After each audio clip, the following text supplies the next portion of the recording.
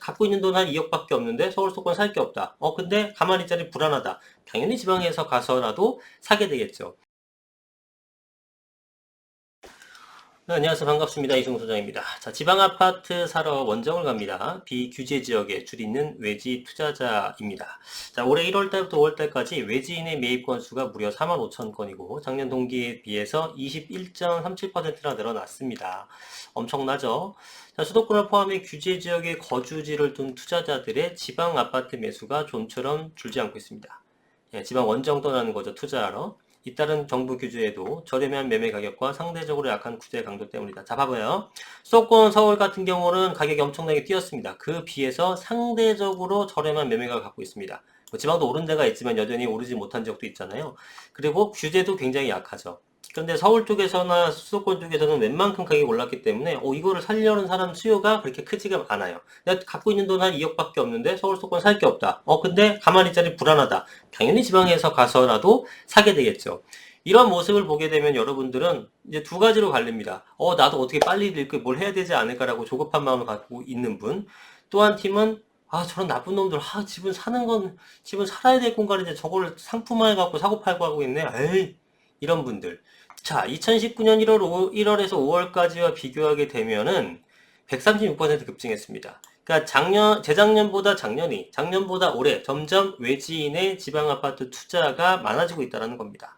그만큼 서울 수도권이 많이 올라서 살만한 것들이 이제 내 갖고 있는 자금을 살 것들이 없다는 얘기겠죠. 그들은 또 그들만의 리그로 이제 또 돌아섰고 적절한 돈을 갖고 있지만 기회를 놓치셨던 분들은 이걸로 이 돈으로 할 수 있는 것들을 찾아 나서는 거죠. 굉장히 자연스러운 시장의 법칙인 거죠. 전년 동기 대비 지역별 외지인들 아파트 매매 건수 상승률은 충남이 가장 높았다고 합니다. 충남, 그 다음에 강원, 그 다음에 경북, 경남, 그 다음 충북 이런 식으로 짓게 됐다고 합니다. 뭐 많이 늘었어요, 그죠? 반면에 같은 기간에 울산이나 대전이나 세종이나 대구 이런 것들은 굉장히 지방에서도 핵심 도시잖아요. 그러다 보니까 규제 적용을 받는 지방광역시는 외지인 아파트 매입 건수가 줄었다는 겁니다.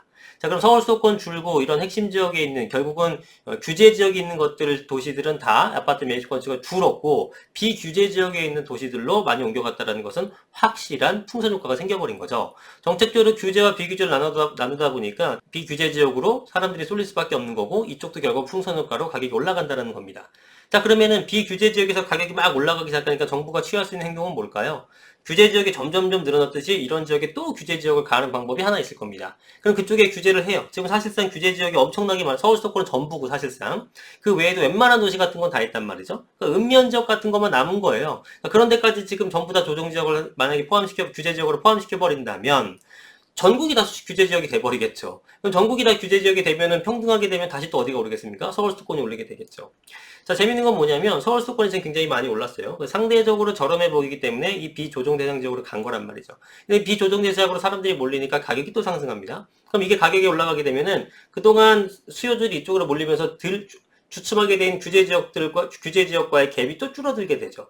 규제 지역이 되기 전에 워낙 인기 많았으니까 이렇게 올랐다가 규제 지역 되면서 거래가 좀 멈췄는데 그럼 다 비규제 지역으로 풍선 효과 생기면서 여기가 또 가격이 올라가고 이게 붙어버리게 되면 여기가 다 야 니네가 뭔데 이렇게 가격이 많이 올라? 또 올려버리고 갭이 또 벌어지게 되면 또 일로 수요들이 몰리면서 또 올라가고 결국은 뭡니까 여러분들? 그냥 순차적으로 다 오른다예요. 순차적으로. 순차적으로 다 오르는 건데 여러분 가만히 있는 분들이 지금 제가 볼 땐 제일 답답한 거죠. 가격이 하락할 만한 이유가 전혀 없는데 아직도 그걸 믿고 계신 분들이 여전히 있습니다. 자, 지방 아파트 매매 거래 건수가 늘어난 이유는 수도권 대비 상대적으로 집값이 저렴하고 부재가 적기 때문이다.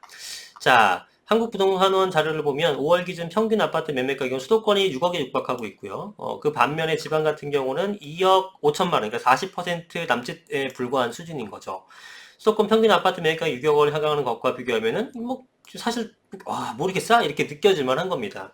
그래서 지방 아파트 같은데 지금 1,000만 원 미만으로 투자할 수 있는 것들 적지 않아요. 제가 실제로 거래된다.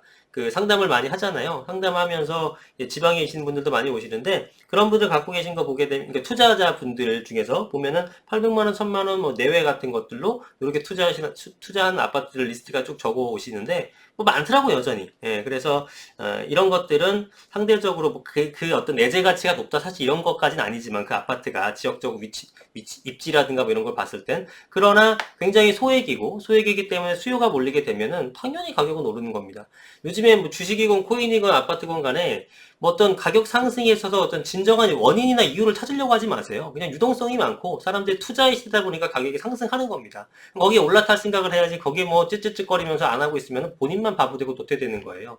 지금 몇 년 사이에 지금 우리 시대 양극화가 엄청나게 심해졌고 벼락 거지와 벼락 부자를 양산하는 시대가 되지 않았습니까? 한쪽에서는 자산 가격 상승에 올라타서 정말 해피한 어떤 경제적으로 윤택한 삶을 살고 있고 반면에 굉장히 좀 아무 잘못한 것도 없지만 어떤 투자에 있어서 굉장히 소극적인 전략을 취하다가 속된 말로 버락 거지가 되신 분들도 있는데 이건 뭐 누굴 탓할 수 있는 건 아니고 이 사회가 정말 잘못됐다 미쳐 돌아간다 뭐 그러니 저러니 해도 어쨌든 결과적으로는 이렇게 벌어진 거란 말이에요. 그럼 제가 볼 땐 여러분들이 정말 어떤 안빈 낙도의 삶을 살고 나는 정말 그 돈에 관해서 초월했다 이런 삶이 아니라면 뭔가 투자를 해갖고 자산을 보유하게 되면서 이 지금 상승의 시대에 좀 같이 동참할 수 있는 그런 마인드가 좀 필요하지 않을까 싶어요.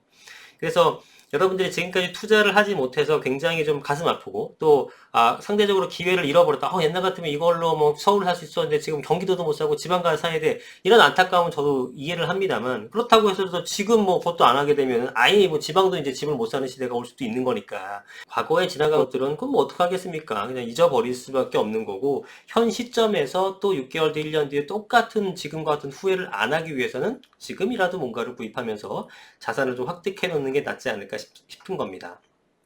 그게 뭐 반드시 부동산은 아니에요. 저는 뭐 부동산 업의 종사자니까 부동산을 통해서 부를 읽었지만 만약에 주식 뭐 잘하시는 분들은 주식 하시면 되는 거고 뭐 코인이 자신 있으면 코인 하시면 되는 거고 뭐 다른 상품들 여러 개 있잖아요. 그러니까 적어도 저는 지금 현금의 가치가 점점 떨어진 상황에서 그냥 통장에 단지 정말 위기가 올 것 같아 라면서 현금만 보유하고 계시는 분들은 이거 굉장히 큰 모험입니다. 이것처럼 모험이 없어요. 투자가 위험해서 하나 하신다는데 현금을 보유하는 게 가장 큰 모험입니다.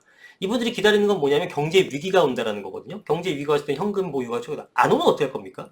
위험한 발상 아니에요? 그게 가장 위험한 겁니다. 지금 돈값 어치는 계속 떨어지고 있는데 만약에 경제 위기가 안 와요.